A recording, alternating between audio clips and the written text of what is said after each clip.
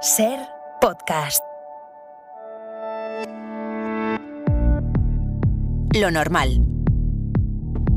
El podcast de Antonio Nuño y Nerea Pérez de las Heras.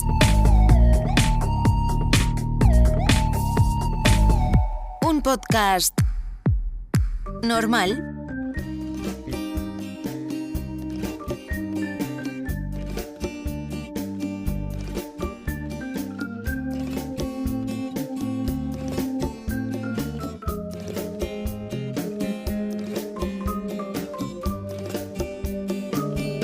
Las bodas de Pedro.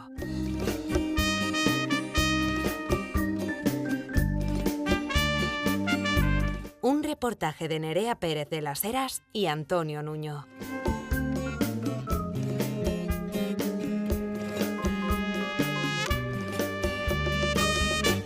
El 3 de julio de 2005 fue el primer día en la historia de nuestro país en que dos personas del mismo sexo se pudieron casar. La ley que así lo permitía había sido publicada en el Boletín Oficial del Estado el día anterior, dejando constancia de la votación que se había producido en el Congreso de los Diputados el 30 de junio. Evidentemente, ninguna pareja del mismo sexo se casó ese día. No fue hasta una semana después, cuando lo hicieron Emilio Menéndez y Carlos Baturín en el municipio madrileño de Tres Cantos. Hoy vamos a recordar todo lo que aconteció alrededor de la aprobación de esa ley. Lo vamos a hacer recuperando las voces de aquellos días y hablando con quienes fueron sus protagonistas. Vamos a articular este reportaje en torno a la biografía de quien fue uno de los mayores impulsores de los derechos LGTBI en España, Pedro Cerolo. Se cumplen ahora 18 años de la ley que modificaba el Código Civil. El matrimonio igualitario llega a la mayoría de edad.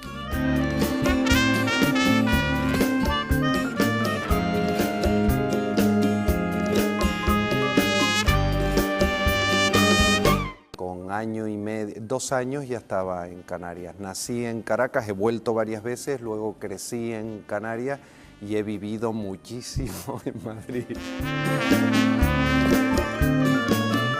Conchi González Cerolo, hermana de Pedro. Creo que Canarias era su hogar, su familia, sus amigos, era todo, era llegar, y él llegaba a Canarias y lo primero que hacíamos era pasar por el mercado de la Laguna para llenar la casa de flores y comprar unos berros para hacer un potaje.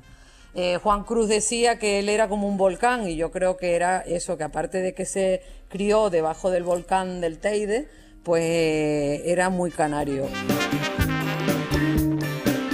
Era el estereotipo de hermano mayor cuasi perfecto, buen estudiante, más o menos simpático, que ganaba concursos de redacción, que tenía muchos amigos, no tuve mayores problemas, tuve una infancia muy feliz, una familia donde mis padres se querían, se quisieron siempre mucho. Mi madre murió hace muchos años y ese es el mayor legado que me han dejado mis padres, el depósito de cariño que nos han dejado a todos y cada uno de sus hijos, que yo creo que es la mejor herencia que le puedes dejar a los demás. Yo era primero fui seisenero de Lobato y luego era de la patrulla de los Tucanes. Mauli rana corre y salta, con los lobos va a cazar. Valeroso por la jungla, nada teme de cerca. Tuno. De la tuna del colegio, tocaba la bandurria, daba serenatas, tunante. Fui muy tunante con las mujeres y luego he sido amante de los hombres. Pero tunante, fui muy tunante. Tenía todas las cintas habidas y por haberlas tenía en mi casa. En Navidades o venía a lo mejor un fin de semana y no nos avisaba, entonces se ponía por las ventanas detrás de la casa a raspar las ventanas que nos asustaba. Después en Navidades pues tenía que estar todo perfecto desde por la mañana, era toda una parafernalia, pero todo divertido, pues tenemos que hacer tal cosa, ¿sabes? Era mucho de que todo estuviera perfecto, de que todo fuera en armonía, de vivirlo. Él siempre decía que la vida había que vivirla y yo creo que con él, cada vez que ponía un pie en esta casa, que sigo yo en la casa familiar, ahora mismo estoy en mi cuarto sentada y era maravilloso estar todos juntos, la verdad. fue a través de una conversación con mi madre, porque son siempre las mujeres las que están al lado del día a día de los hijos. Evidentemente las cosas van cambiando y los hombres nos vamos incorporando al día a día de la vidilla, que es lo que nos hace mejores. Y lo que fue una conversación sobre la base de que evidentemente cualquier persona inteligente, como lo era mi madre, sabía perfectamente que yo no era heterosexual, que era homosexual. Mi padre me dijo que seas homosexual, bien, pero que seas el más homosexual de España. Y me dijo otra cosa también que lo voy a contar.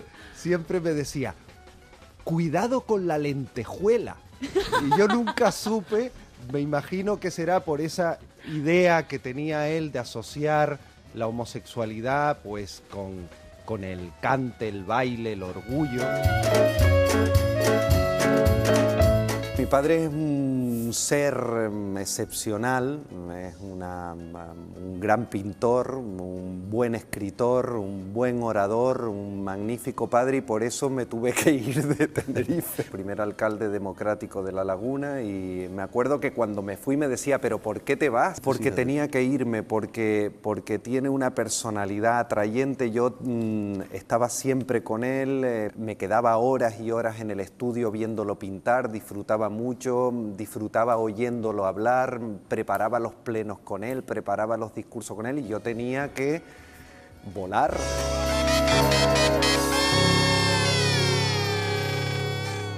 Boti García Rodrigo, directora general de Diversidad Sexual y Derechos LGTBI. Y Pedro era efervescente, empático, feminista, socialista, republicano, venezolano, como él decía, canario, y era todo eso, y era la sonrisa que cautivaba, y era la fuerza del activismo, del activismo afectivo y efectivo.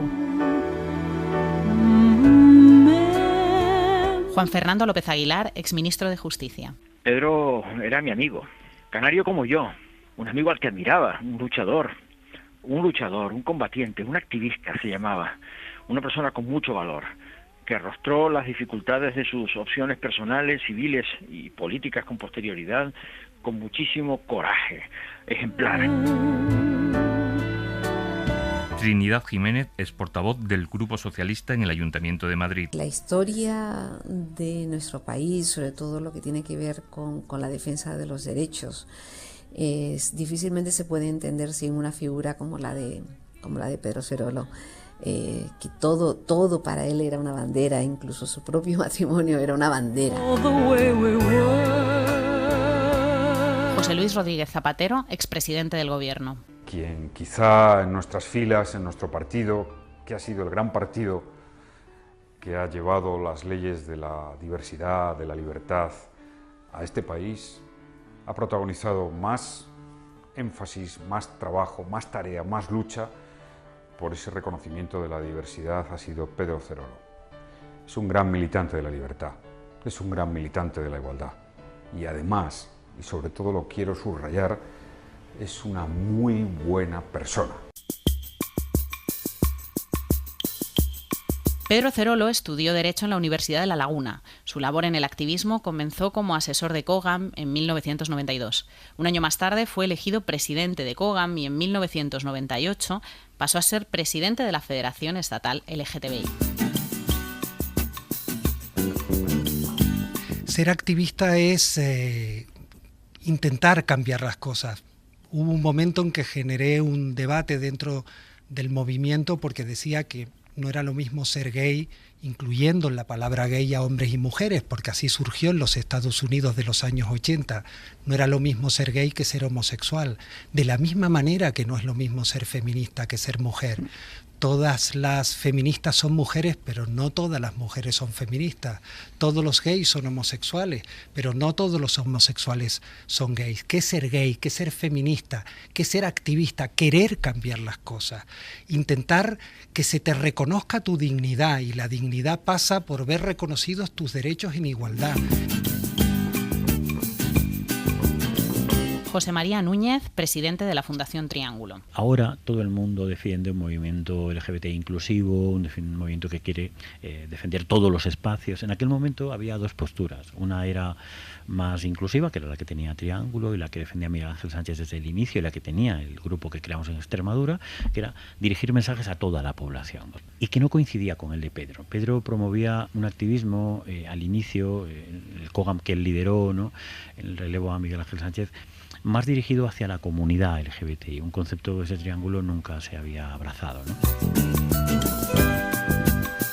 Por los derechos de las personas LGTBI se tenía que universalizar, y así fuimos a las manis del 1 de mayo, a las manis del Día de la Mujer, a las manis por los migrantes, a todas las manis, y allí estábamos las personas LGTBI, porque era la lucha por todas las luchas.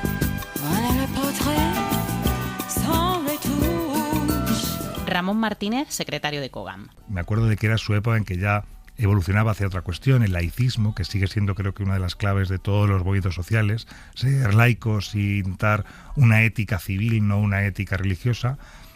Recuerdo muchas ideas y aprender una forma de pensar en clave activista. Si Miguel Ángel Sánchez me enseñó lo básico, con Pedro aprendí parte de lo estratégico, es decir, bueno, sí, hay que asegurarnos de que lo que estamos intentando va a salir adelante, pero también verle los peros, saber que esto y aquello puede ser un problema, entonces igual no hay que tirar por ese lado y hay que intentar hacer otra cosa. The minute you walked in the joint, I could see you were a man of distinction, a real big spender. Los antecedentes del matrimonio igualitario.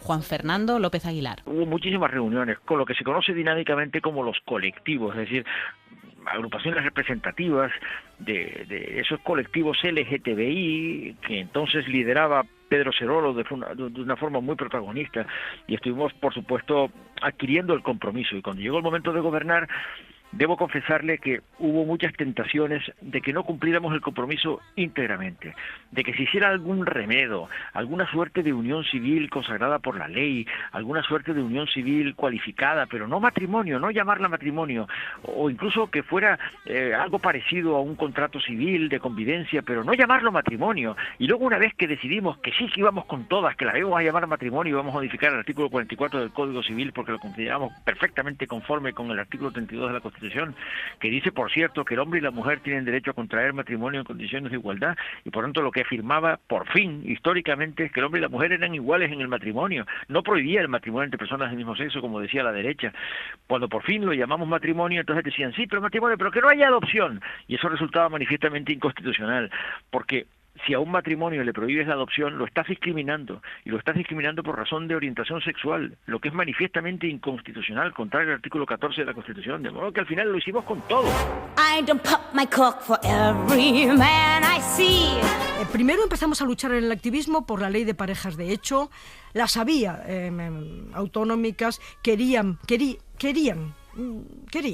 la estatal, pero en la federación, con Pedro Cerolo como presidente, no te puedo decir en qué años, porque no me acuerdo, se dio un sesgo, y en un momento, en una ejecutiva de Pedro Cerolo, alguien puso una frase encima de la mesa que nos puso los pelos de punta. ¿Por qué seguimos luchando por una ley de parejas, que es una ley como de segunda? ¿Por qué no apostamos por la igualdad total y reclamamos nuestro derecho al matrimonio, que es auténticamente? ¿Por qué queremos ir en un tren de cercanías cuando podemos ir en el AVE? Primavera de 2005.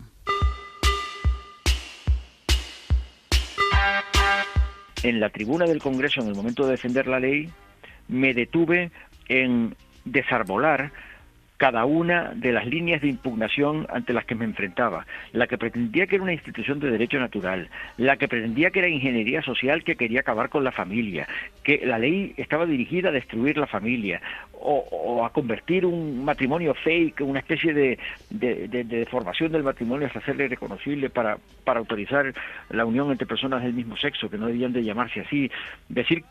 Llegaron a decir que matrimonio venía de matria, de madre. ¿Y cómo va a ser que dos hombres puedan casarse si ninguno de los dos puede ser madre?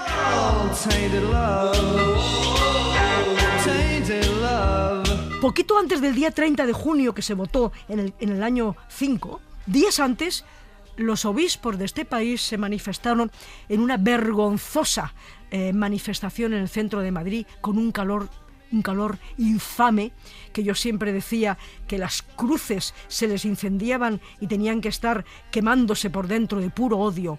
Algunos compañeros míos de la Federación quisieron salir a verles, siquiera fuera un poco de manera así como volvieron desolados, diciendo: he visto el odio en sus expresiones, en sus voces.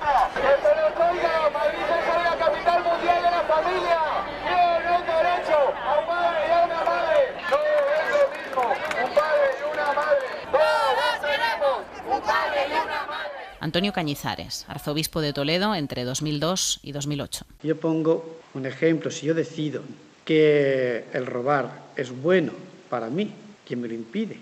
Sino que se trata de la libertad. Después también no se diga que es el respaldo de las mayorías lo piden. La mayoría también pidió a Hitler. ¿Tenía razón la mayoría? Pues no tenía razón. Por eso no es la dialéctica de las mayorías o de las minorías, sino que lo que hay que respetar es la verdad de las cosas.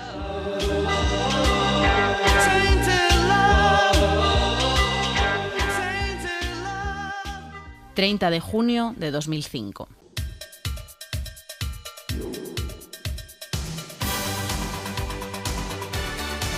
Manuel Marín, expresidente del Congreso de los Diputados. Punto octavo del orden del día. Proyecto de ley por el que se modifica el Código Civil en materia de derecho a contraer matrimonio. Estaba yo, estaba Pedro, estaban todas las personas del activismo de este país, de este país entero, copando todas las tribunas. Aquel día sabíamos que se iba a aprobar, pero ante nuestro asombro fue el propio presidente Zapatero quien se levantó de su escaño y subió al atril. Siempre lo recordaré esa imagen. Se sacó un papel de este lado de la chaqueta y empezó a leer. Y recurrió a poesía, recurrió a Cernuda, recurrió a Cavafis y empezó a desgranar las razones de aprobar esta ley que no quita nada a nadie, sino confiere derechos. Reconocemos hoy en España el derecho de las personas a contraer matrimonio con otras de su mismo sexo. Antes que nosotros, lo hicieron Bélgica y Holanda, y antes de ayer lo reconoció Canadá. No hemos sido los primeros, pero tengo por seguro que no seremos los últimos. Detrás vendrán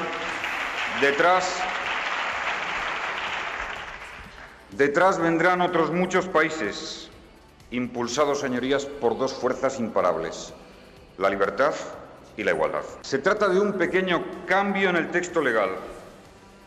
Se agrega apenas un escueto párrafo en el que se establece que el matrimonio tendrá los mismos requisitos y los mismos efectos cuando los contrayentes sean del mismo o de diferente sexo.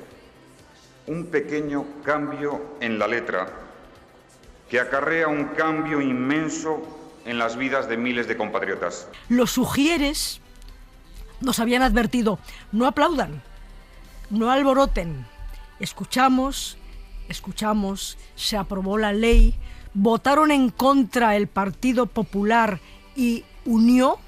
Tengamos memoria, porque memoria es recordar, pero también memoria es no olvidar.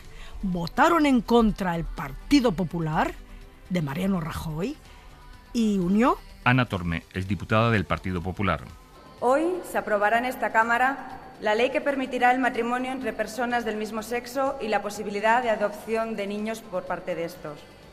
Se aprobará a pesar de que no existe un consenso amplio en nuestra sociedad ni en esta Cámara, a pesar incluso de que muchos homosexuales hubieran preferido que no se hubiera abierto un proceso como este de división y enfrentamiento en la sociedad. Votos emitidos 338, a favor 187, en contra 147, abstenciones 4. Abandonen las tribunas, abandonen las tribunas.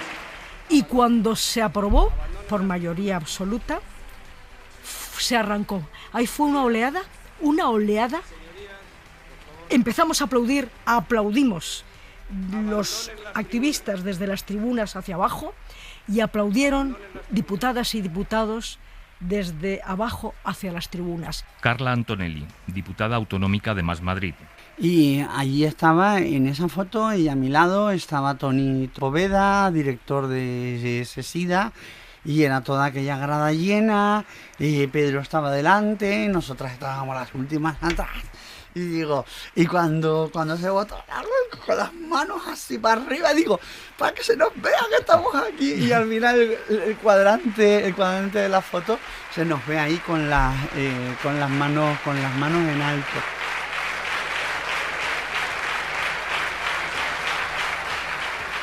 Y los mismos sugieres que nos habían dicho, no aplaudan ustedes, también rompieron la puerta.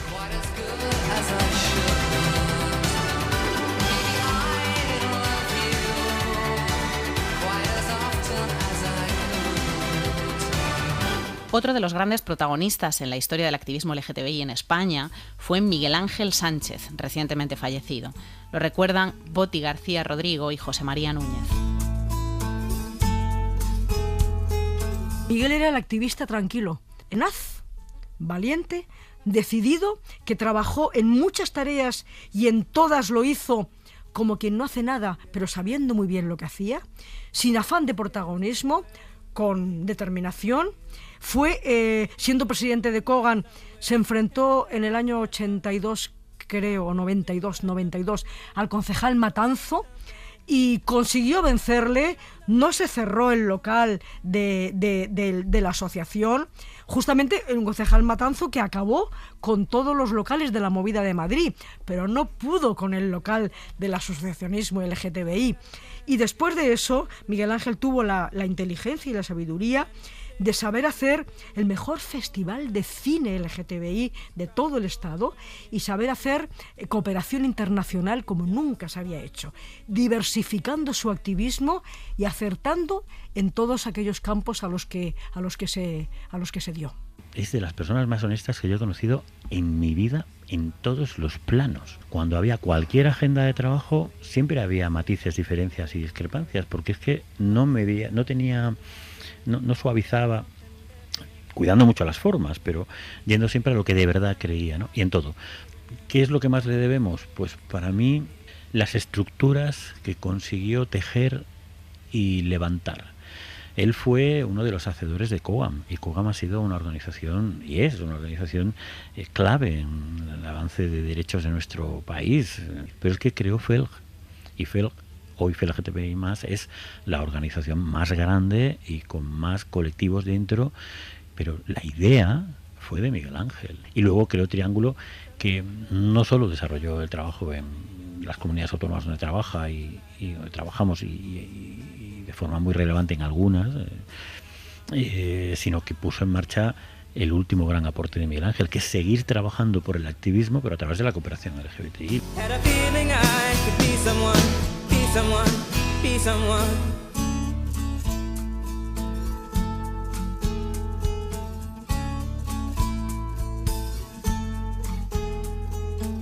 La primera boda entre dos personas del mismo sexo en España se produjo el 11 de julio de 2005, prácticamente una semana después de la aprobación de la ley. Fueron Emilio Menéndez y Carlos Baturín quienes contrajeron matrimonio en la localidad madrileña de Tres Cantos. Emilio Menéndez, ¿qué tal? ¿Qué tal vosotros? ¿Bien? ¿Cómo recordáis aquel 11 de julio de 2005? Uy, pues mira, fue tan movido y tan sorprendente todo que yo lo tengo así como flashes de un sueño, ¿no? O algo así, porque fue muy intenso, fue un día muy intenso. Nos enteramos de que íbamos a ser los primeros el mismo día, a las 12 de la mañana. Y claro, pues no nuestros planes no entraba el que hubiera pues casi 100 medios en la sala, ¿no? Pero bueno, es un recuerdo muy bonito de aquel día, desde luego. Todo fue muy bien y todo el mundo se portó estupendamente. Algo que seguro que mucha gente se pregunta, con todo el papeleo que supone una boda, ¿cómo es que vosotros tuvisteis todos los papeles en poco más de una semana? Mira, nosotros llevábamos detrás de casarnos un montón de tiempo y de hecho pensamos ir a Estados Unidos a casarnos, pero la verdad es que Carlos, en cuanto se empezó a hablar de la ley, dijo, pues tenemos que tenerlo todo preparado porque esto seguro que va adelante y no sé qué y no sé cuánto. Y bueno, pues lo teníamos todo preparado. Entonces el lunes fuimos al registro, pero pensando que bueno, que habría un montón de gente ahí delante de nosotros. Y bueno, pues sí, había muchas parejas de chicos, pero venían a enterarse de lo que tenían que hacer. Emilio, ¿cómo os conocisteis vosotros? Pues mira, nos conocimos como se conocían entonces los homosexuales en los años 70. Nos conocimos en una cafetería. Pues nada, yo estaba estudiando y salí a dar una vuelta para despejarme y me encontré con Carlos, que tomaba café en una cafetería donde ya había entrado. Y pues nada, pues en aquella época había toda una serie de miradas y de... Era muy fácil reconocerse. Y bueno, pues nada, ahí nos conocimos y empezó todo. Son los años en los que Franco todavía estaba vivo o acababa de morir. ¿Tuvisteis que aguantar dentro del armario? Sí, Franco estaba vivo todavía. Esto fue a principios del 75, en febrero. Y bueno, sí, tuvimos que aguantar un cuanto tiempo, porque, a ver, que se muriera Franco no significaba que todo cambiara de la noche a la mañana, ¿no? Precisamente nos fuimos a América porque no nos gustaba tener que estar, pues eso, en el armario y además con una crítica constante por parte de la sociedad, ¿no? Si vivíamos juntos, pues los vecinos nos miraban con sonrisitas y cosas de esas.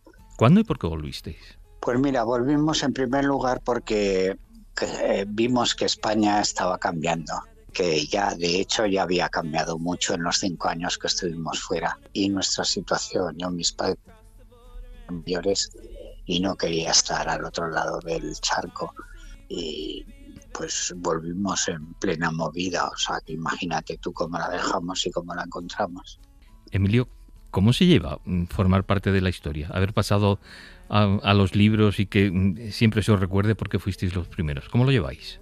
Soy muy consciente de que si es mi nombre que está ahí, es como si estuviera Pepe González. No es ningún mérito mío ni ninguna hazaña que yo haya conseguido como para sentirme orgulloso. Simplemente pues que se dio esa casualidad de la vida, que fue muy agradable, por cierto, porque nos dio voz en todos los medios y hicimos amistades y conocimos un montón de gente que de otra forma no lo hubiéramos conocido. El presidente Zapatero estuvo en nuestra casa sacándose fotos con nosotros y bueno, cosas de esas que te pasan en la vida, que es una alegría, ¿no? Pero nada más, es una cosa que anecdótica, ¿no? Emilio, muchísimas gracias por habernos atendido y que vaya todo muy bien. Un abrazo. Un abrazo, venga a vosotros.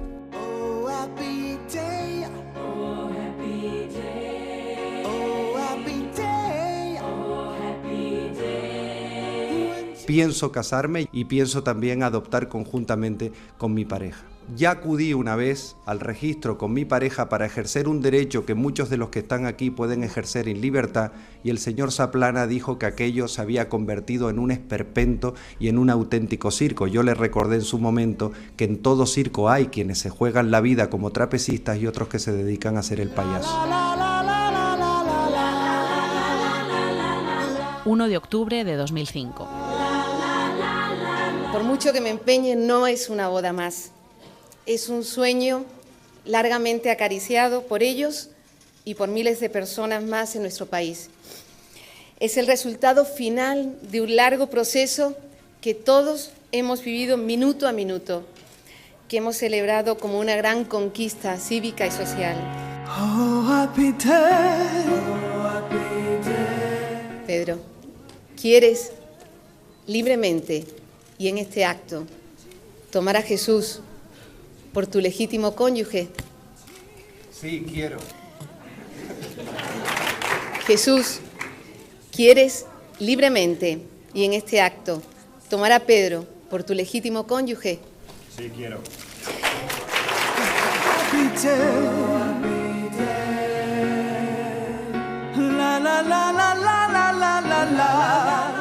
No paraba de llorar.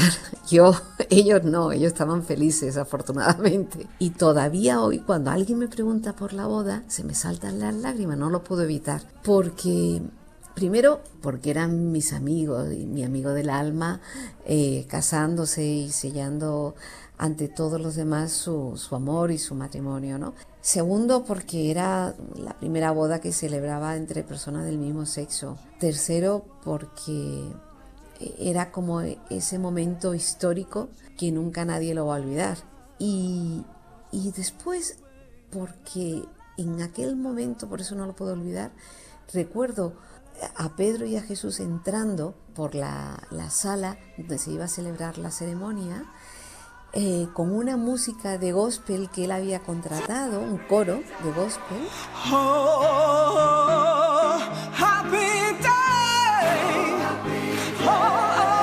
Y ellos dos llegaron los dos cogidos del brazo, guapísimos, como siempre, y con unas flores enormes en la solapa de su chaqueta, sonriendo y medio bailando al ritmo del coro de gospel. Este es un día muy especial, feliz. Estamos muy felices.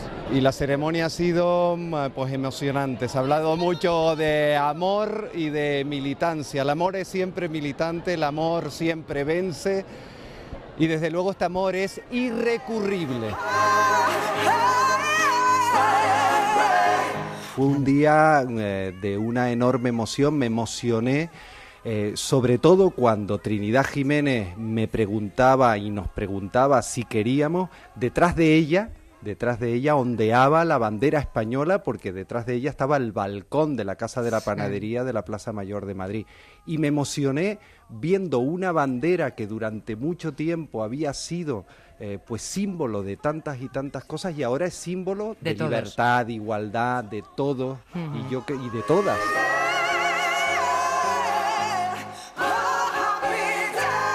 El recurso contra la ley de matrimonio igualitario. Eduardo Zaplana, exportavoz del Partido Popular. La decisión política está tomada de presentar recurso ante el Tribunal Constitucional y lo anunció ayer el secretario general Ángel Acebes. Y tercero, el recurso se está elaborando en estos momentos por los servicios jurídicos.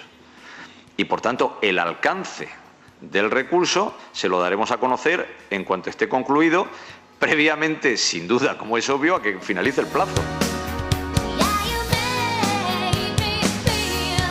Mariano Rajoy, expresidente del Partido Popular. Yo estoy de acuerdo con lo que ha dicho la presidenta, que no se ajusta a la Constitución, que ella no es partidaria de que se le llame matrimonio, y luego yo digo que la ley está por encima de la oportunidad y del oportunismo político.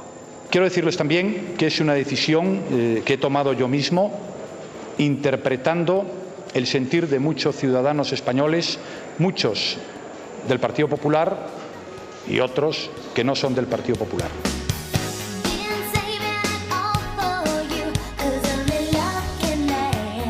Ese recurso que sigue retratando al Partido Popular como un partido de derecha extrema, que es un recurso de la infamia, estoy completamente convencido de que no tiene viabilidad, porque no hay ningún tribunal constitucional en el mundo que pueda fallar en contra de una ley que emana precisamente del espíritu constitucional de la igualdad.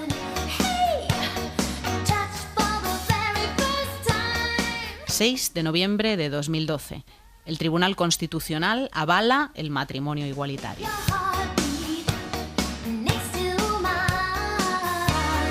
Alberto Ruiz Gallardón, exministro de Justicia. El Tribunal Constitucional, al establecer que la Constitución ampara que esta unión de personas del mismo sexo cabe dentro de la concepción de matrimonio que recoge el texto constitucional, ha establecido una doctrina que para nosotros es en este caso vinculante. Por esa razón, y tal y como anuncié en su día, el Partido Popular lo que hará será no modificar la vigente ley y, por lo tanto, dejar exactamente en la regulación que el Constitucional ha validado la normativa que afecta a los matrimonios de personas del mismo sexo.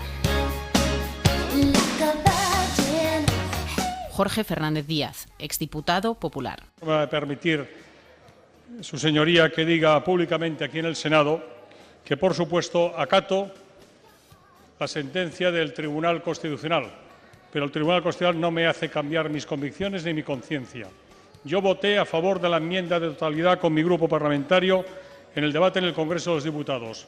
Yo firmé el recurso de inconstitucionalidad. Yo defendí desde la tribuna del Congreso de los Diputados un turno a favor de la admisión a trámite de una iniciativa legislativa presentada por el Foro de Familia con más de 1 millón de firmas. Lo hice y lo volvería a hacer. Sigo creyendo lo mismo, acato la sentencia y mis convicciones no han cambiado en virtud de esa sentencia.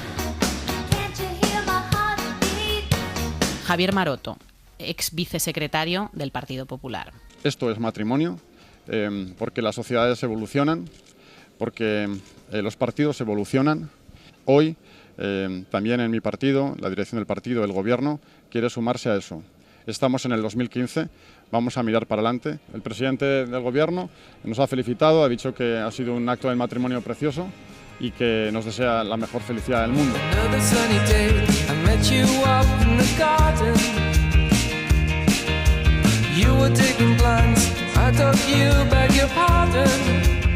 Pedro Cerolo entró en política en 2003, en la lista de Trinidad Jiménez, al Ayuntamiento de Madrid. Allí se hicieron famosos sus roces con Ana Botella, concejala primero y más tarde alcaldesa. Pasó a formar parte de la ejecutiva del Partido Socialista en 2004. Permaneció en el Ayuntamiento hasta 2015, cuando pasó a formar parte de la lista de Ángel Gabilondo en la Asamblea de Madrid. Y fue Trinidad Jiménez la que un día me llamó y me dijo algo que me entregó completamente. Te llamo no por lo que representas, sino por lo que dices. Y es que las mujeres y los homosexuales estamos muy acostumbrados a que se nos vea, pero no a que se nos escuche. Yo apenas lo conocía y quería conocerlo y quería hablar con él y me encantó. Yo quería que él tuviera claro que no iba en mi lista porque fuera un gay reconocido, sino porque él era una bellísima persona, un gran activista, un gran defensor de los derechos, pero con carácter general, como yo le decía, de todo. Ese era Pedro Cerolo. Señora Botella, la sociedad que usted defiende no quepo yo, pero la sociedad por la que yo lucho, usted sí tiene lugar. Carla Antonelli. Y me acuerdo perfectamente además que fue en un orgullo, que estábamos en un escenario de Callao y debió de recibir una llamada porque era también que iba a formar parte de la ejecutiva y salió corriendo, que hay una foto de yo te diría que de media hora antes, que estamos Pedro Cerolo, Miguel Ángel Fernández, Boti García Rodrigo y Beatriz Jimeno. Esa foto se produce un poco antes de que Pedro reciba ese mensaje y salga disparado para cerrar. Cuánta felicidad nos ha traído Zapatero en esta legislatura, si es que algunos no hemos terminado de tener un orgasmo detrás de otro. Un orgasmo detrás de otro. Nunca había tenido yo tantos orgasmos. Es verdad que hubo ahí una caída, estuvo a punto de desaparecer de la política, pero hay que nombrar las cosas por su nombre. Cuando yo entré a la Asamblea de Madrid y fue con Tomás Gómez, fue precisamente Tomás Gómez quien lo rescató.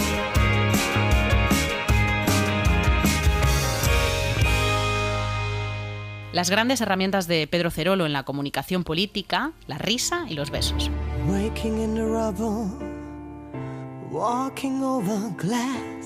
Pero hemos hecho de la alegría la reivindicación, y como decía un magnífico poeta, Gabriel Celaya, la risa tiene siempre, la risa y la alegría, una viruta de revolución. Su risa, primero que siempre que te miraba te trataba de transmitir con su sonrisa y también con su mirada el hacerte sentirte bien, ¿no? Tenía una capacidad para la empatía extraordinaria, ¿no?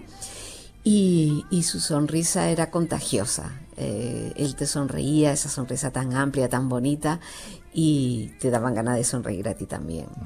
Lo estoy haciendo ahora, en el momento en que estamos hablando, acordándome perfectamente lo que quería transmitir. Pedro Cerolo, sonrisas.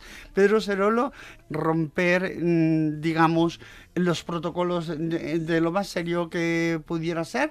A lo mejor él te estaba metiendo el dedo entre las costillas, sin que lo viera nadie.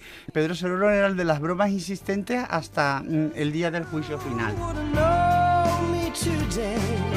¿Sabes, Boti? Yo ¿cómo desarmo a los homófobos? Si estoy cenando una noche con mi marido, bueno, con mi marido todavía no, pero bueno, con mi compañero, en un sitio, y en la mesa del lado nos miran con rabia y con odio, porque eso se trasluce, yo al terminar de cenar me acerco a ellos y les jinco un beso en cada mejilla y les desarmo.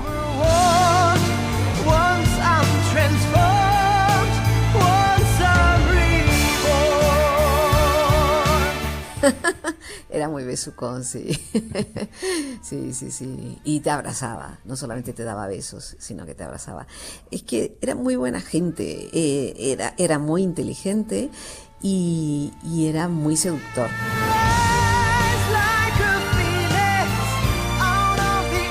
Los besos eran muy importantes. Era una forma de contacto, de reconocer a todo el mundo como un igual y como alguien a que de alguna manera quieres, igual de una manera romántico-erótica, pero que tienes un aprecio especial hacia esa persona, ¿no? Yo creo que es una cosa que ha cambiado esa generación activista. Ahora tenemos otros activistas conocidos como Eduardo Rubiño, por ejemplo, ya puramente en la política, no tanto desde los movimientos sociales. Y creo que habría que reivindicar muchas de aquellas formas de trabajar entre amistades y más en lo personal, para que de lo personal salga lo político. O sea, el lema clásico, lo personal es político, a veces lo político puede ser muy personal. En diciembre de 2013, a Pedro Cerolo le diagnosticaron un cáncer de páncreas.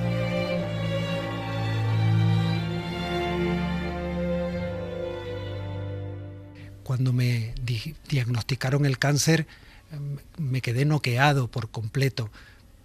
Pero lo que primero pensé no fue en mí, sino en lo que iban a pasar los míos, en lo que iba a pasar Jesús. Y él respondió muy bien: estamos enfermos, tenemos cáncer y lucharemos los dos contra esta enfermedad. Desde ti só existí. Estoy preparado, cumplido con muchos de mis objetivos, con muchos de mis sueños. He contribuido a cambiar un poquito la sociedad y por tanto yo creo que de irme mañana me iría tranquilo. Eu sei que não se ama sozinho, talvez devagarinho possas voltar a aprender.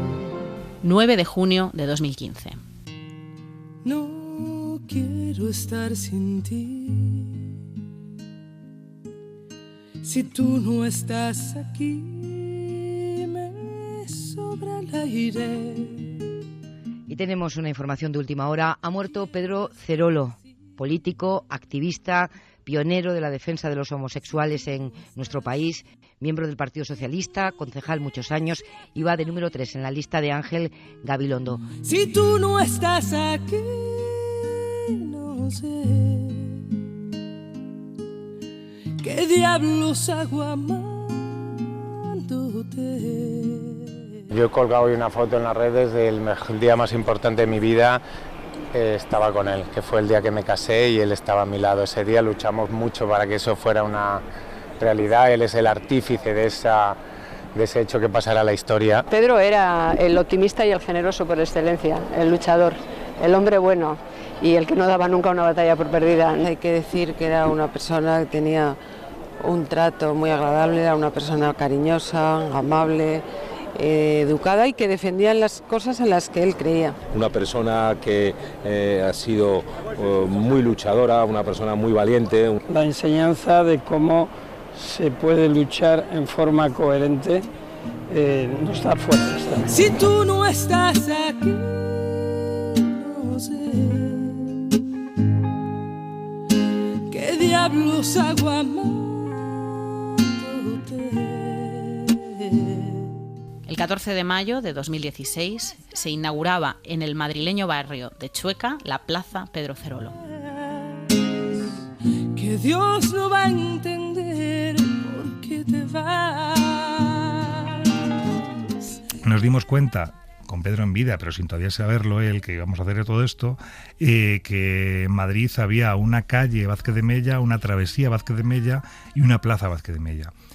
Estaba repetida, por lo cual era fácil moverla. Era una cosa que había que hacer antes seguro, saber que no le quitas nada a nadie, sino simplemente repartes, ¿no? Redistribuyes los honores.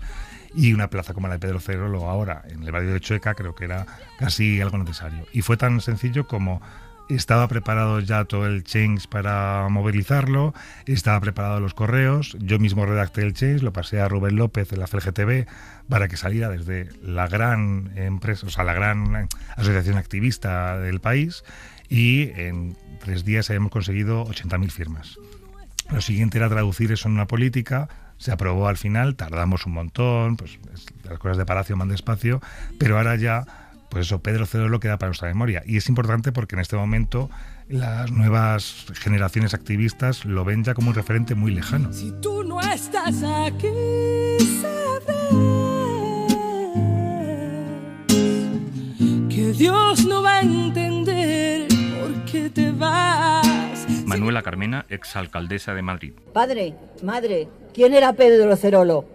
Y que se pueda decir, Pedro Cerolo fue un hombre que supo cambiar el mundo y lo cambió. Gracias, Pedro. Gracias a todos vosotros.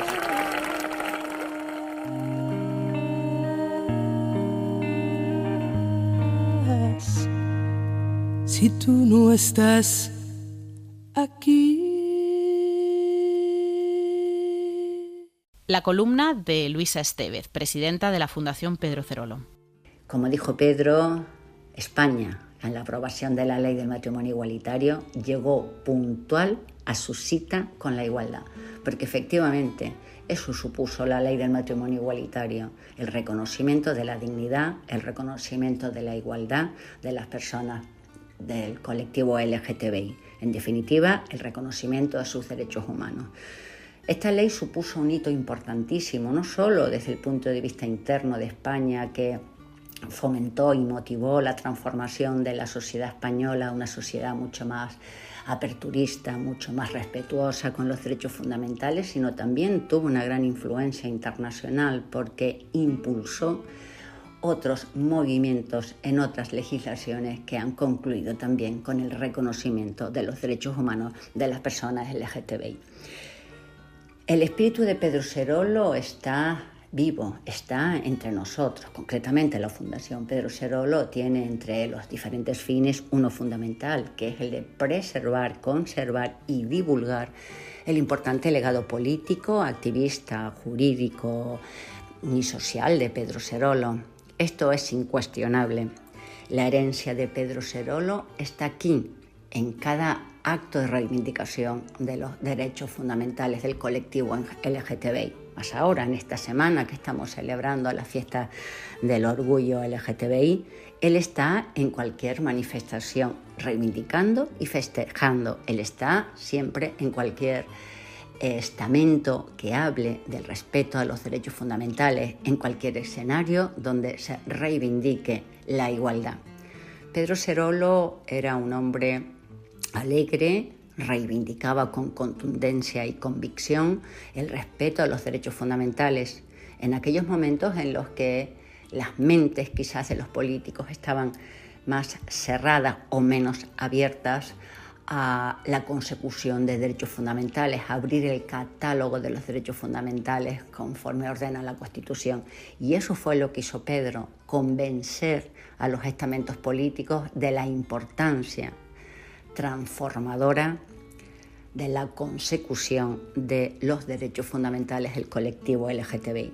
Pedro era un hombre alegre, era un hombre con una gran capacidad de convicción, inagotable. Su capacidad de trabajo era inmensa y siempre, siempre, siempre infatigable.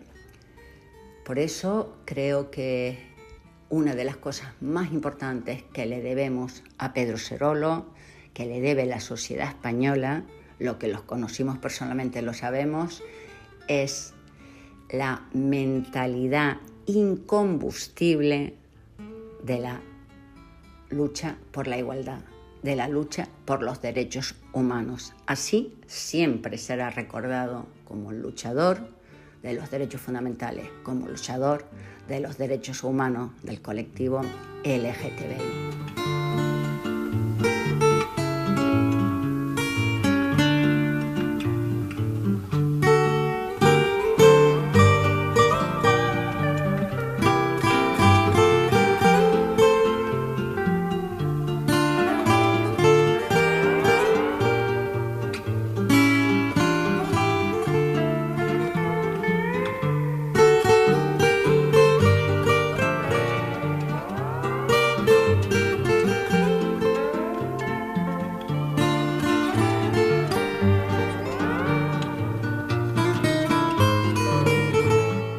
Este reportaje no habría sido posible sin la colaboración de las siguientes entidades: Dirección General de Diversidad Sexual y Derechos LGTBI, Federación Estatal LGTBI, COGAM, Fundación Triángulo, Fundación Pedro Cerolo, Canal Sur Televisión y Departamento de Documentación de la cadena SER. Lo normal es una producción de SER Podcast. Dirección y presentación, Antonio Nuño y Nerea Pérez de las Heras.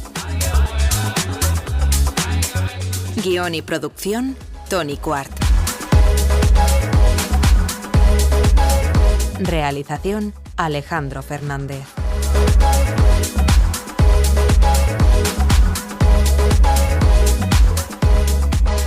Para no perderte ningún episodio, síguenos y suscríbete en la aplicación y la web de la cadena SER y en todas las plataformas. Cadena SER. La radio.